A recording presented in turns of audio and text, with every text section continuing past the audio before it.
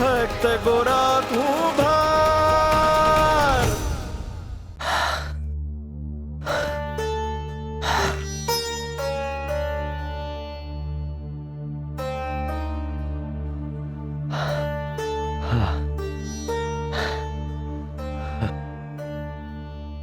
હાશ, હવે બધો કચરો સાફ થઈ ગયો. બસ હવે આ કોડિયાનો આવતીકાલ સવારે જ અંતિમ સંસ્કાર કરી દઈશ. અને આમ પણ આ કોડિયાને હવે કોઈ અડવાનું નથી. હા, હવે પહેલા હું મારા કૃષ્ણના દ્વારિકાધીશના દર્શન કરી લો. આમ પણ કેટલાય સમયથી એમણે મને પણ જોયો નથી. આમ જોવા જાવ તો મારી ને કૃષ્ણની દશા એક જેવી જ છે. હા, શ્રી હરિ નમો નારાયણાય.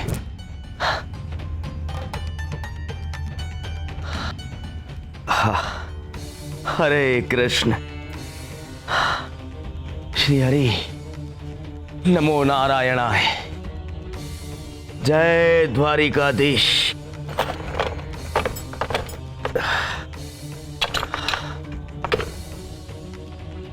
શ્રી હરિ નમો નારાયણાય.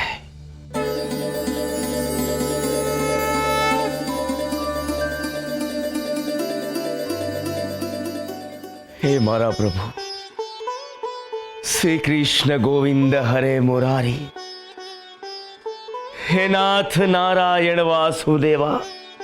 હે પરમાત્મા, હે મારા નાથ, હે દ્વારિકાધીશ, હે ત્રિલોકનાથ, ક્ષમા કરજો પ્રભુ, ક્ષમા કરજો મારા દેવ. હે મારા દેવ. હાશો,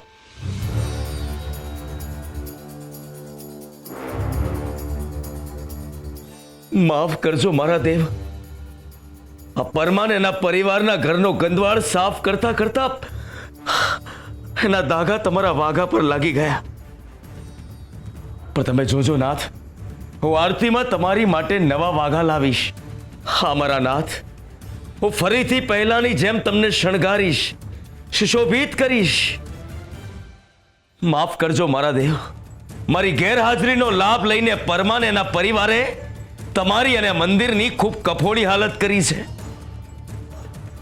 પણ હવે હું આવી ગયો છું મારા દેવ. હવેથી પરમાન એના પરિવારના ઘરનો પડછાયો સુદ્ધા હું આ મંદિર પર નહીં પડવા દઉં, કોઈ કાળે નહીં પડવા દઉં. કૃષ્ણ ફક્ત મારા છે, ફક્ત મારા કૃષ્ણ. શ્રી હરિ નમો નારાયણાય.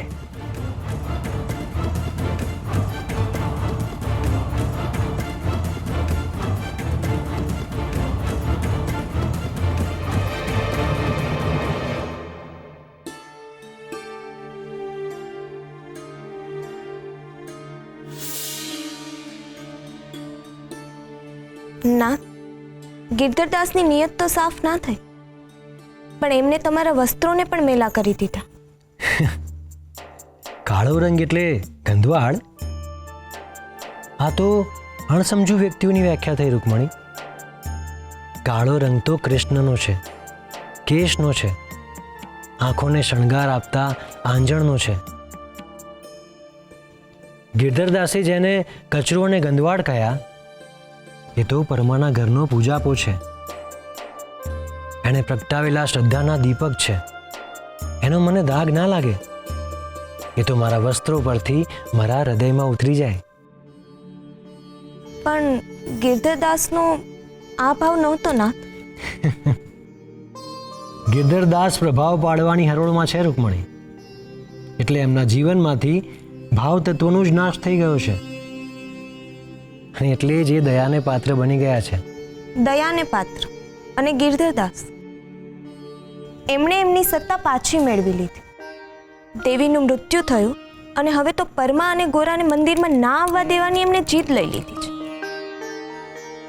બીજાને દુઃખ આપનાર દયાને પાત્ર કઈ રીતે બની શકે ના? હા રૂકમણી, એમને આટલી બધી તકલીફો પડી, તેમ છતાં એમનું મન બદલાયું નહીં. જીવનમાં આવતી ઘટનાઓ મનુષ્યના જીવનમાં બદલાવ લાવી દે છે.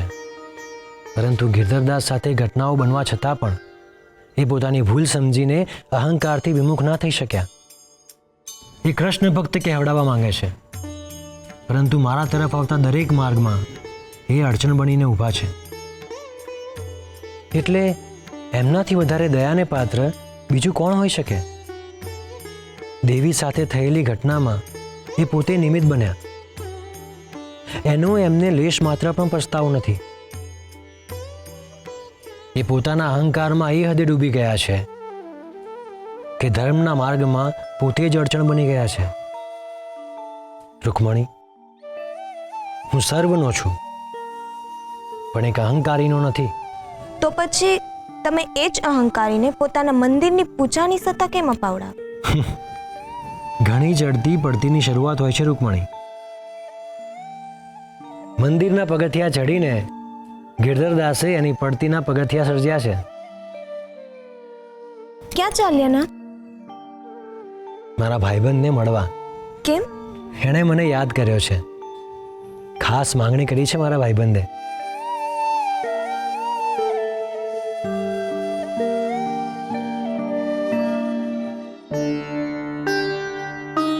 હું હજી કાંઈ નથી બોલ્યો, તો પણ તમને કેમ નહીં ખબર પડી? મારી ખાસ માંગણી છે. હું કોણ છું? ભાઈબંધ. તો ભાઈબંધને સમજવા માટે શબ્દોની જરૂર ના પડે. હા, હું કાંઈ ન બોલું ને તો પણ મા મારી વાત સમજી જતી હતી. તો હવે હું છું. હું પણ તારી બધી વાત તારા કયા વગર જ સમજી જઈશ. રીચ તો તકલીફ છે ને. કેમ? એમાં શેની તકલીફ? જુઓ, તમે કીધા વગર મારી વાત સમજી જાઓ છો એટલે તો દર વખતે તમે મારી મદદ કરો છો. લોટ બાંધવામાં તમે તો મારી મદદ કરી હતી ને. હું કાલે મારા હાથનો સ્વાદ ગોતવા જવાનો છું, એમાં પણ તમે મારી મદદ કરશો, હે ને? હા, હું દરેક ક્ષણે તારી મદદ કરીશ ગોરા. તો પછી હું કરીશ. તમે દર વખતે મારી મદદ કરશો પછી મારે શું કરવાનું? પણ તારે શું કામ બધું કરવું છે? કારણ કે મેં માને વચન આપ્યું છે. હું ઘર હાચવીશ, એ જેમ કરતી હતી એમ કરીશ, જાતે હંડું શીખીશ. જો હું તમારી મદદ લઉં તો મેં માને દગો કર્યો કહેવાય ને. મારે માને દગો કરાય ભાઈબંધ? ક્યારેય નહીં. અને તું એવું કરી પણ ના શકે. તો ભાઈબંધ, મારે તમને ખાસ માંગણી છે કે તમે મારી હારે રહેજો, પણ મારી મદદ ન કરતા.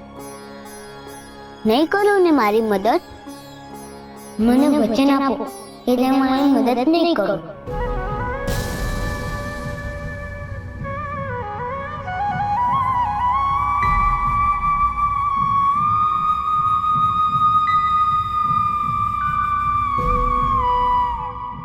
ઠીક છે ભાઈબંધ, હવેથી તું કહે છે એમ જ થશે. હું તને વચન આપું છું, જ્યાં સુધી તું મને નહીં કહે ત્યાં સુધી હું તારી મદદ નહીં કરું. બસ ભાઈબંધ, હું કાલે જ મારા હાથનો સ્વાદ ગોતી આવું છું. ગામમાં કોઈની પાલતું હશે જ ને. હરે કૃષ્ણ ભાઈબંધ, આપણે ફરી ક્યારે મળીશું?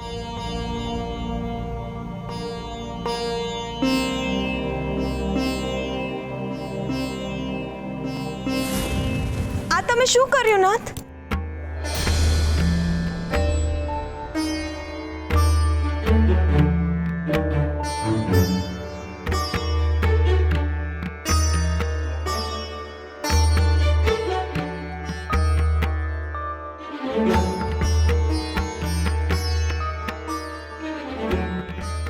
કેમ રિસાયા છો? તમે બોલશો નહીં તો મને સમજાશે કેવી રીતે? કેમ? તમે તો શબ્દો વિના પણ સમજી જાઓ છો ને. તમારો અવાજ તો મારા માટે શ્વાસ છે. બોલો ને, શું થયું?